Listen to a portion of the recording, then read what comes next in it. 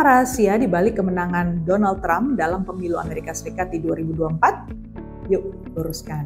Donald Trump, pebisnis dan politisi dari Partai Republikan, berhasil melangkah kembali ke Gedung Putih sesudah memenangkan pemilu 2024. Perlu kita bahas ini karena Trump bukan hanya terkenal dengan kata-katanya yang pedas, tetapi dia juga punya catatan yang kelam di bidang hukum.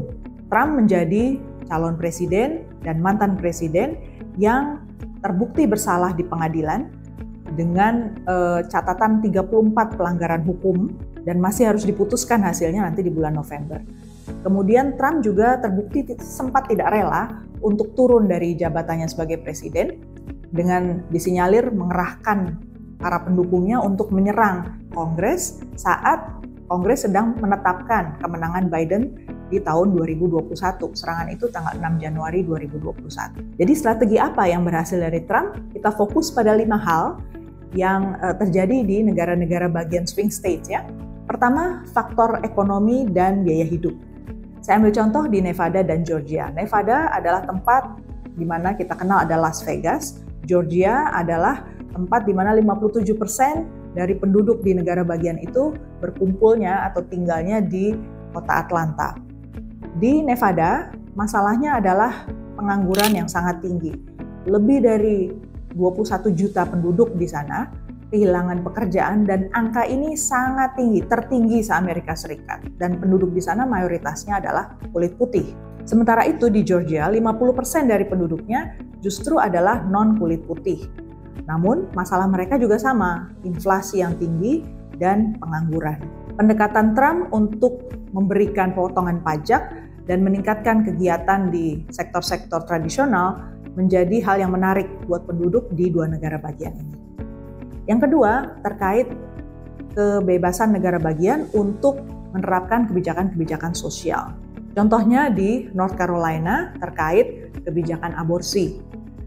Trump membiarkan North Carolina memutuskan sendiri dengan kebijakan aborsi yang ketat. Menurut Trump, urusan seperti ini terlalu sensitif untuk diurus di federal. Sementara Kamala Harris memilih untuk meliberalkan kebijakan di sana. Nah, ini rupanya nggak cocok sama masyarakat di sana. Yang ketiga, ketegasan soal energi.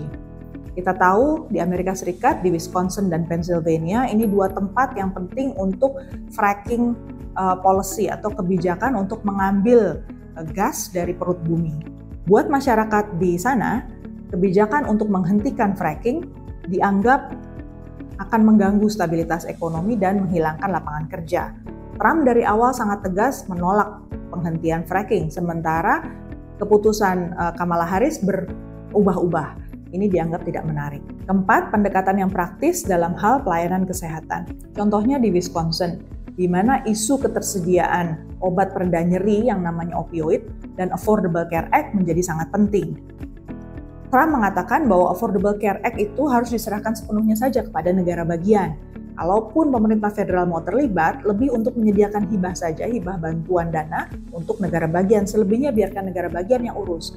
Hal ini ternyata lebih menarik daripada kebijakan Kamala Harris yang meminta pemerintah federal untuk terlibat langsung dalam perluasan cakupan Affordable Care Act. Yang terakhir adalah kekecewaan pemilih terhadap Partai Demokrat. Dan ini terkait dengan kebijakan luar negeri. Kejadiannya ada di negara bagian Michigan, di mana menurut statistik ada sekitar 300.000 penduduk di Michigan yang keturunan Arab Amerika dan beragama Islam. Penduduk ini merasa kecewa dengan kebijakan Partai Demokrat terkait Israel-Palestina di Gaza. Itu sebabnya mereka yang penting bukan Partai Demokrat. Jadi, apa kesamaan antara swing state dengan pilihan mereka pada Trump? Pertama, berarti urusan ekonomi sangat penting. Yang kedua, tegas dalam bidang energi. Yang ketiga, layanan kesehatan harus praktis. Yang keempat, harus menjaga otonomi dari pemerintah negara bagian. Dan yang terakhir, kecewaan terhadap Partai Demokrat dalam bidang luar negeri. Nah, itu POV saya. Apa POV kamu? Tuliskan ya di kolom komen. Silahkan share, like, subscribe. Dan kita tunggu episode berikutnya di hari Jumat depan.